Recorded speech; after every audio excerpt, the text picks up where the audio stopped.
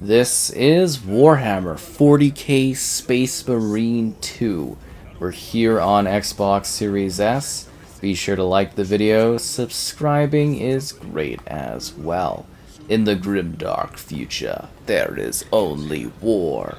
And covering this on the Series S, which is a riveting time indeed. So you get to go in alone with AI companions or with other players cooperatively in the campaign as you step once again into the shoes of Titus, a strong, powerful space marine that's out to save this system from the growing parasite problem that is kind of present in this situation.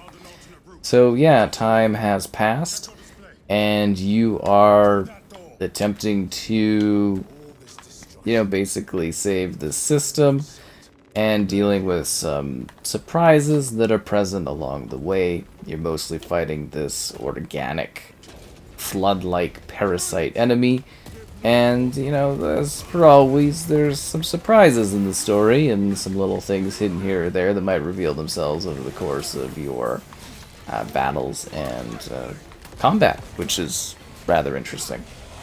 So the game is split into three main areas. There's the campaign, which is impressively lengthy. Actually has quite a lot of content to it, different difficulty options and different ways to play. And then there's the PvE, which are like these operations. So essentially you've got this kind of like supplementary mode where while you are doing stuff, there's like this other kind of team doing things as well. And you basically get to jump into the shoes of that. It happens during the story. It'll be like, oh, this team go do this, and then you get to kind of experience that as like a supplementary part of the gameplay experience, which is kind of awesome and just adds extra gameplay value to the setups and scenarios that are present. This game's got a great sense of scale too. Like, you really feel like you're in these massive fantasy type areas.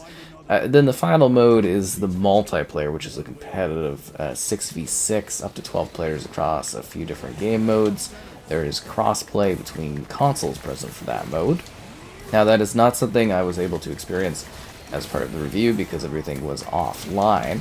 So I can't speak for the quality of that experience, but if it's, anything nice or great, it's just a excellent side addition to what is a really enjoyable campaign and kind of cooperative, I guess you would say, series of kind of operations that go alongside it, as this game is quite splendid and a very, very good time to play through. I think you'll have an absolute blast enjoying what this game has to offer.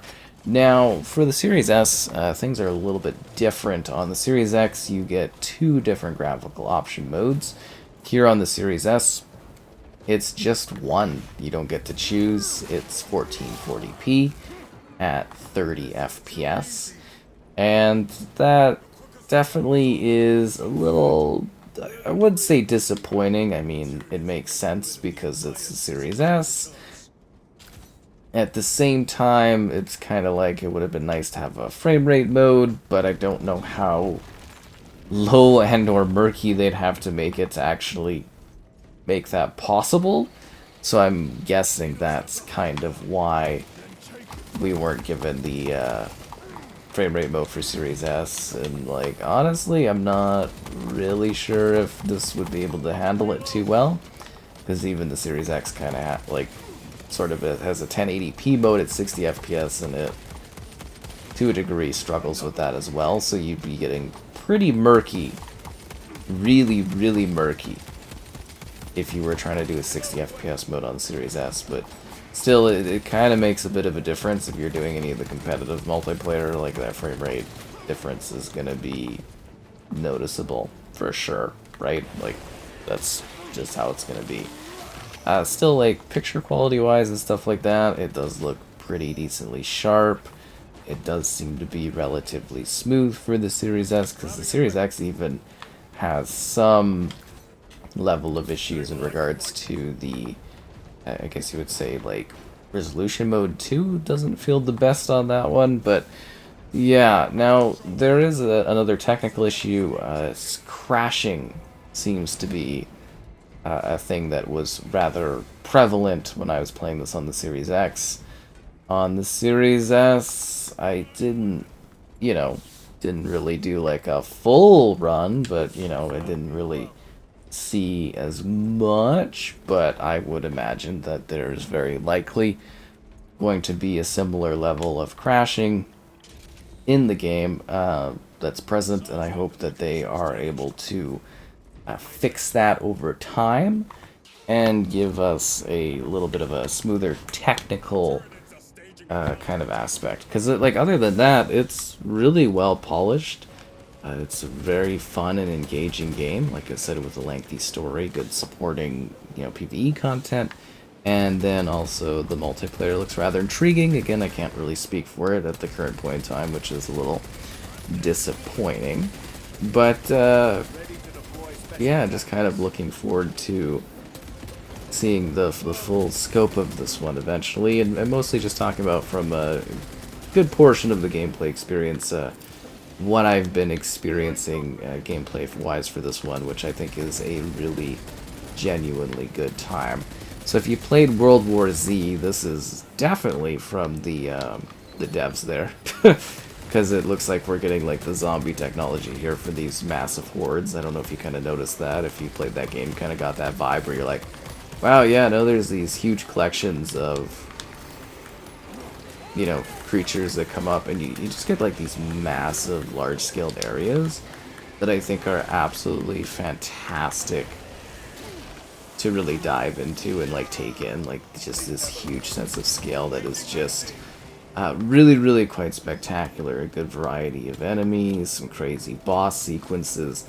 The game itself is actually rather hard with the AI. I definitely would say having some buddies would make it a little bit easier, but there are difficulty options to make it as grueling or easygoing as you would like it to be, which is great. But yeah, it was definitely I didn't struggle with this one in terms of like, oh, this was way too hard or whatnot, but there were quite a few harrowing moments for me, which I'm pretty good at shooter games. So I would imagine people that maybe aren't as well handled for shooter games might find some of the areas to be rather challenging. Just something to mention gameplay-wise, in case you were sort of wondering there. And then on top of that, being on the Series S, where the frame rate isn't as smooth, so your responses aren't as, like, fluid and quick. I could see that being more of a difficulty issue on the Series S as well.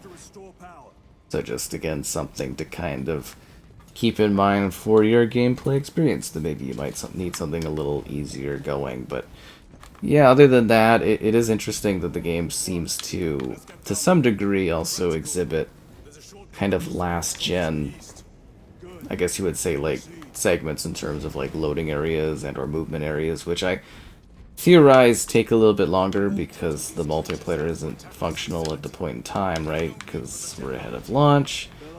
So that is something that I guess I should mention in case you're wondering. Okay, I'm gonna go to the regular bull rifle. I like the one with the grenade launcher. You get a wide range of guns. I think they actually really nail, like, the sense of conflict and scope in these games. Like, well, in, like, Warcraft, or Warhammer, in terms of, like, like, it's a miniatures game, right? And you get to use all these crazy, like, figurines and stuff, right? Tanks and all that, and different, like, units and soldiers. And it's really cool to see that represented in this game, because they do a great job giving you that ridiculous sense of scale and conflict as you get to see, like, just this chaos going on. Keyword being chaos.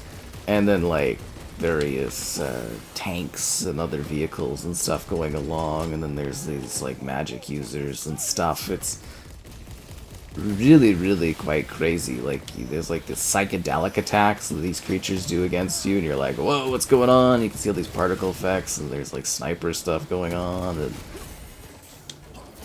Yeah, it's really quite a crazy time. And again, very well developed and polished and set up outside the crashing stuff. And it just, like, it really does an effective job of, like, giving you this incredible sense of scale. And then, like, also the character as well.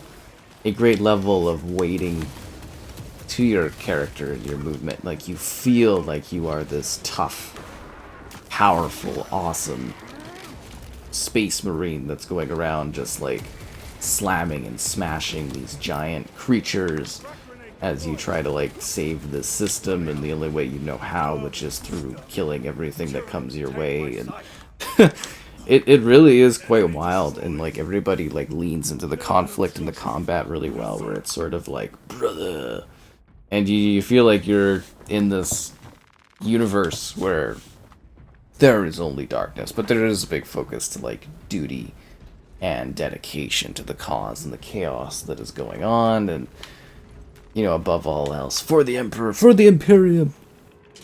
No, you really do feel like you are the top tier sort of stuff, the soldiers that are, like, legend. Because it's neat, because you get to see, like, regular troops trying to battle and, like, save their system, as to say, and you're, like, the things of legends, and everyone has the utmost respect and steps aside for you when you're going out and doing things. And yeah, it's really neat. You get to live that crazy power trip fantasy of being this chaotic warrior of craziness, maybe even the on jetpack sequence, which is a lot of fun. But yeah, you also don't necessarily feel like you're invincible. Like, as I said, there is a for sure level of difficulty to this one where you are definitely not, like, the toughest thing out there. Like, these creatures, a lot of them feel like they can go toe to toe with you. And that's what makes it even more sweet when you're kind of overcoming these odds. Because it does feel like every bit of this campaign is sort of like a grim setup. Like, we boldly go into the insanity of it because that's what these Marines do. That's the whole point of their existence, is just to serve and become like a combative vessel to give their all to the, you know, the cause and the Emperor and stuff like that. It's really quite crazy from a narrative standpoint. Like, I actually like the story. There was good surprises and twists and little things here or there that kind of happened. Like, yeah, I was really impressed by this game. Like, just everything they did with it was very well put together. I had a lot of fun playing it. I think you can have a good time. Kind of doing it alone for the story, or with a group of pals would be great. You know, working on the extra modes, doing the competitive stuff. As far as, like, Warhammer goes, this is, like, pretty top tier. Not knocking other Warhammer efforts. There's been some really cool Warhammer games over the years, tons of different games. I actually appreciate how much they make the licensing kind of available, if that makes sense, to actually get opportunities to have different games like this. I think that's, like, awesome. I think that's really cool. People, I thought this was like a pickup, but went crazier. Yeah, no, I thought that was a pickup one. Anyways, yeah, and you kind of just, like, really feel like you're stepping foot into, like, this high octane, high quality setup. And I really appreciated this sort of game. I'd love to see them do, like, I'm sure the most logical thing would be to do a Space Marine 3 if this one is successful, but I think you could take this gameplay concept that feels sort of like a Gears of War meets kind of Halo, because you got, like, shielding and stuff like that, and you were to apply that to, like, other mini stories. I think you could do other stuff.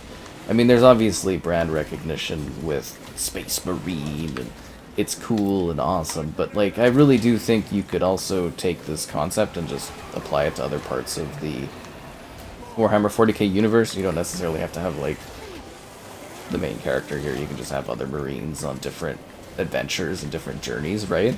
Because this is a pretty wealthy universe of ridiculous amounts of content and chaos and action that you could really do crazy things with. I think that's the biggest thing I was thinking of, is just, like, the crazy missions and stuff that you could go on and fighting all these different things. Because like this campaign really is focused specifically on certain types of foes, and I know that the 40k universe is just like a wealth of chaos. And yeah, that's kind of funny that I got a console update in the middle of gameplay. Does that normally happen? I don't know if I've ever had a an update like that in the middle of like playing something. That's wild. Good thing I didn't go for the update, because it is I am burning the morning oil on trying to get all this content and stuff ready. It is quite an experience working on all this stuff. Let's put it that way. Tight, super tight deadlines.